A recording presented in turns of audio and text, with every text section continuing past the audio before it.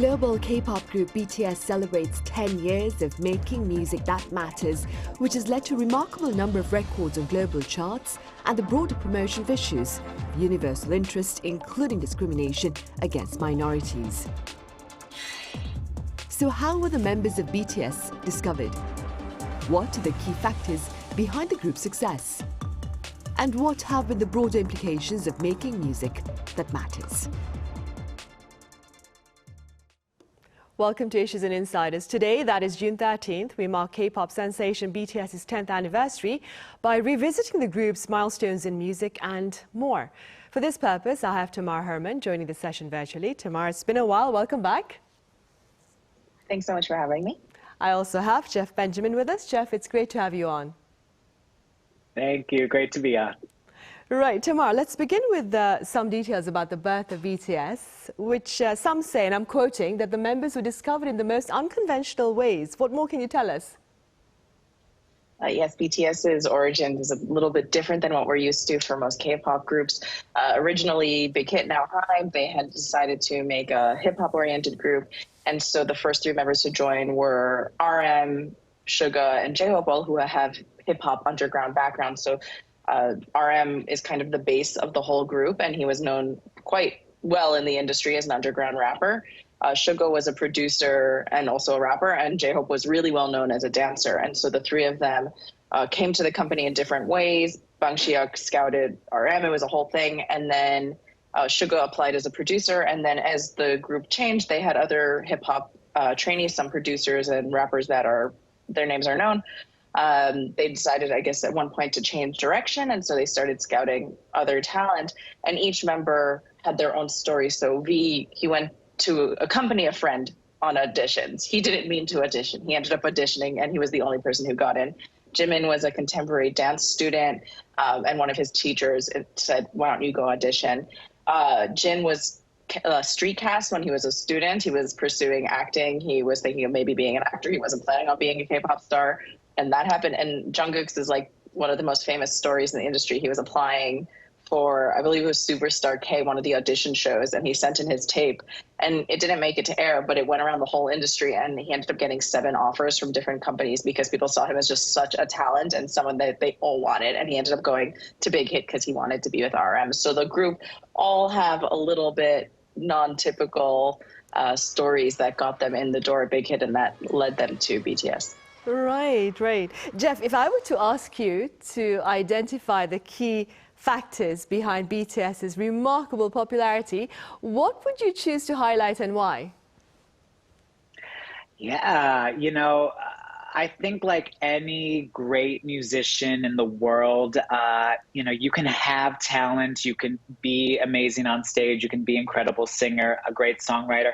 I think what ultimately makes an artist that goes beyond just, what you might expect a typical pop star to be is an artist that has a message and has a viewpoint. And I think BTS has proved from the beginning that they've always had something to say, some type of viewpoint, some type of story that they always wanted to show with their music, with their art, with their performances, whatever it might be. So even from those early days that Tamar just kind of took us back to, there was always sort of a larger story that BTS was developing. They were sharing different things about themselves, about what was important to them, issues that they wanted to talk about. And it started from even their first album that talked about, issues that people their age were going through because they were at the time school students. They were, experiencing things in the school place, whether that was bullying, whether that was, feeling hopeless almost as young people do when you're a student, the pressures that students have. There were a lot of things that I think BTS always made sure that they really wanted to speak to. And that was something in particular that was just so important about BTS, beyond being brilliant musicians, beyond being brilliant performers, and being, in my opinion, some of the best performers of their generation, but also being artists that truly did have something to say and always made sure that they rose to the occasion to be able to have something to say and have something larger to say that goes, beyond just being a flashy pop star or someone who can make a great stage show. Right, and staying with that, Tamar, what do you believe was behind, or is behind, of course, BTS's success? You wrote a book also about BTS. Yes, it's called BTS Blood, Sweat, and Tears. It came out in 2020, so it's a little bit outdated now. We're a few years out. BTS, their whole story is a story of perseverance. It's about individuals who come together to create something bigger than itself. The fans around the world, if you go on Twitter pretty much at any given time, there's some BTS conversation going on because they are just so connected right now. Obviously, we're in the middle of their anniversary celebration, so it's trending like nonstop, just phrases relating to the group. There's a bunch of videos coming out. There's a bunch of live events happening. But I think it's that connection that Jeff referenced, the narrative of being relatable, reflecting the voice of a generation. That's what makes somebody an icon. That's what makes, pop music has to be immensely relatable, but also very personal and feeling. And BTS do that in such a way that each of their individual stories, no matter how personal maybe a song can be, they can make it in a way that you as an individual can listen to the lyrics, or you can watch their performance. You don't even need to know the lyrics necessarily because, music is such its own language. But you can just watch them or listen to them, and you kind of have this idea of connectivity and relatability. Obviously, they're major superstars now, but at the same time, they're still just individuals. And so bringing that kind of connectivity is such an important part of who they are. Right, of course. Jeff, BTS, it's broken numerous records of the past decade. And that being said, let's begin with the records broken on the music front. Oh yeah, I mean, it's such a journey to go through, and there's no way I could even, possibly even name all the records they've broken. But I think something that's really important with their story is that they were first recognized for their social media impact. I will never forget BTS first coming to the Billboard Music Awards in 2017, where they ended up breaking Justin Bieber's, I believe it was a 6-year-long streak of always winning top social artists. And then and that breaking point, they were able to slowly but surely continuously get recognized for their music in particular. I mean, we could talk about, of course, their Billboard chart accomplishments, whether that was being the first South Korean group to be able to hit #1 with an album, with a single, with multiple albums, with a Korean language song in and of itself. You could just kind of keep growing, and when it comes to the charts, but also it wasn't just the American Billboard charts. It's been charts around the world. The fact that BTS was able to send their album to #1 in major music markets around the world, which includes, top countries like Japan, the UK, Germany, France, China. All these countries have been able to kind of recognize and embrace BTS as the chart toppers they truly are. And that's been shown in sort of a larger global way as well. In 2020, for example, BTS became the first non-Western and non-English speaking artist to be named the International Federation Phonograph International Global, the IFPI rather, Global Recording Artist of the Year. And that's going against all artists, all the humongous pop stars we know from America, Japan, Korea, wherever it may be. And BTS was able to be named sort of #1. And I think that just goes to show that they truly have been able to kind of have that global impact. We could always, of course, look at their 26 Guinness World Records so far. But, it really has been shown that BTS has been able to break through their music, connect with their music. And that's why we've also seen them be the first South Korean group to be nominated and perform on prestigious stages like the Grammy Awards, or, even show up with a cameo at the Academy Awards. So different things like this, where you're kind of seeing not only fans, but also the industry itself recognize BTS in this way for not only their social impact, but also their music, I think really goes to show sort of that global impact that BTS really has been able to have as musicians in particular. Right, and speaking about the social impact, Tamar, beyond music, of course, BTS, it was the first K-pop act to address the United Nations back in the year 2018. And like President Yoon Suk-yeol mentioned earlier this year, BTS beat him to the White House last year. What were the occasions behind these invitations, and what do you suppose, Tamar, were their broader implications? Yeah, BTS went to the White House following the increase of Asian hate crimes in the U.S., and they came during a time when tension was obviously really high. You know, there is rising race tensions in the U.S., and they came to give a speech of hope, essentially, and a speech of sharing their own perspective. They shared on several occasions that they've felt racism, they faced racism.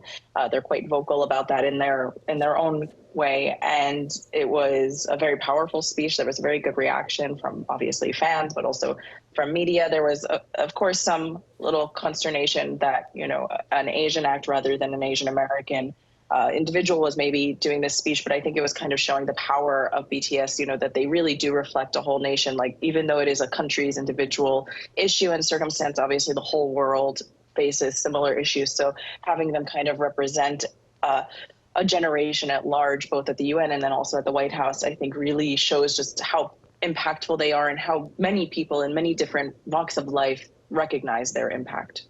Right, and Jeff, staying with that, BTS, like you mentioned earlier, has incorporated social commentary in its music and promoted, of course, issues of universal interest, as Tamar pointed out. What have been the implications of these initiatives for the group itself and possibly for K-pop as a music genre?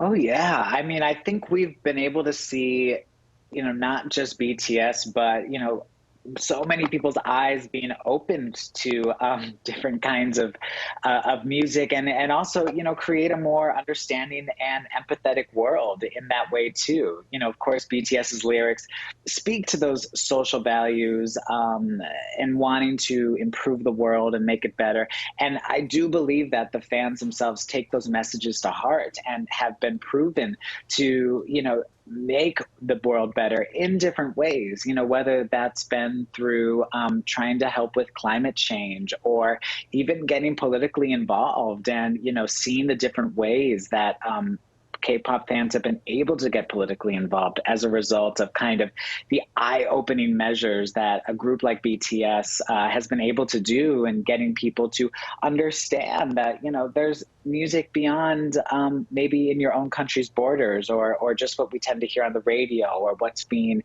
you know, promoted and advertised to us. There's so much, I think, a larger implication that the fact that the world hasn't had an Asian pop star in this way be able to make the impact and have the visibility that someone like BTS has had, and be able to kind of make those changes in those larger ways. I think it's so special.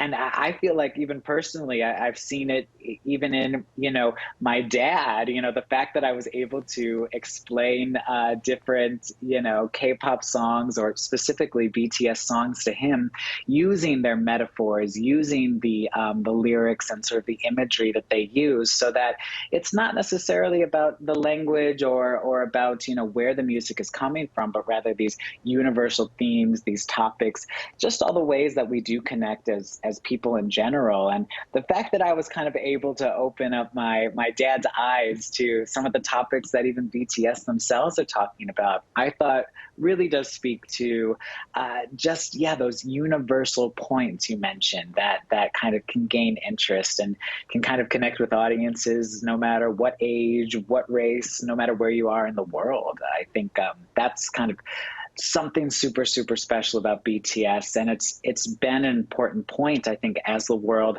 has kind of become a bit more chaotic and a bit more difficult to navigate. Luckily, BTS has sort of been there to kind of keep guiding and be this positive force in that way. Right, a good point. Tamar, in light of BTS's 10th anniversary this month, the Forbes article is calling on artists in general to embrace the concept of commemorating anniversaries in music, claiming it has significant merits. That being said, do you believe, Tamar, that musicians and fans alike have much to gain by celebrating certain dates and feats and so forth? Yeah, and I think BTS, you know, proves this, because since very early on, every year they were celebrating their anniversary at the Festa. It's a big event. They do different releases. They share new music or new performances, or they release, fun videos or some behind the scenes. I just saw that they literally released on their Weverse magazine, an old school like PC window where you could play like Minesweeper and look through old file folders for old pictures of BTS and read some articles and different essays about them. And I thought that was just so cute and engaging. And they're doing a bunch of activations in Seoul itself. Seoul is kind of the heart of everything. Because BTS, some of the members are currently enlisted, even though it is the 10th anniversary, there was kind of an awareness last year during their ninth festa that was kind of gonna not be the stand-in because they're doing a lot of stuff, but kind of be the precursor to this one. And so this year they have a lot of prepared videos. So there's recently, they dropped a video of the Suga Sutrita show with Jin. J-Hope, even though he's also enlisted, just released a remix of one of his songs, Arson. Jimin released a version of one of his songs. There's a few videos that are teasing where they're going to be performing together. There's a bunch of live events you can go and hopefully get to see and talk to RM during a radio show on June 17th, which is going to be the final day of Festa celebrations in Seoul. And there'll be fireworks with Jungkook narrating. And it's just a big, giant event. And even though it feels, obviously it's a 10th anniversary, so it's a big deal, but they've been kind of setting the groundwork every year by celebrating it on their own terms. They are celebrating each and every year that comes their way. They're celebrating every feat. They celebrate it with the fans. Every time they win a big award or finish an award show, they go straight onto a live stream and chat with the fans and share their insight and share their feelings. So there's a lot of this connectivity that I think is really important to these anniversary celebrations. And I think a lot of artists could definitely learn from this. Right, and staying with the music, Jeff, in commemoration of this anniversary, BTS has unveiled, I understand, a new single in light of its 10th birthday, of course. Could you tell us a bit about the single and the response thus far?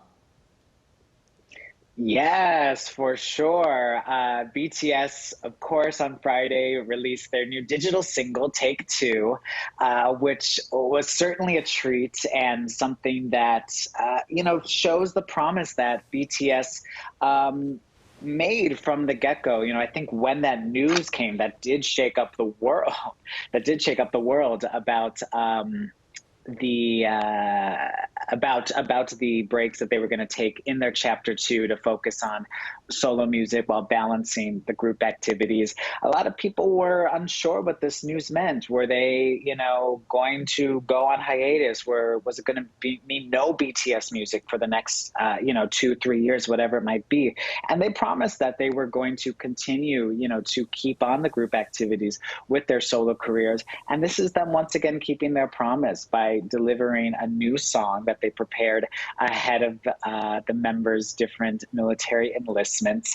And, this song in particular, it's getting an amazing response. I remember when I heard the song first and told the label representative who played it for me, I said, oh, it's so good to hear them together again. And I didn't realize, I think, how much I was missing it. And I'm sure the fans kind of have realized that themselves, because this song itself, it went to #1 globally of all streaming songs. It was the top song on the global charts.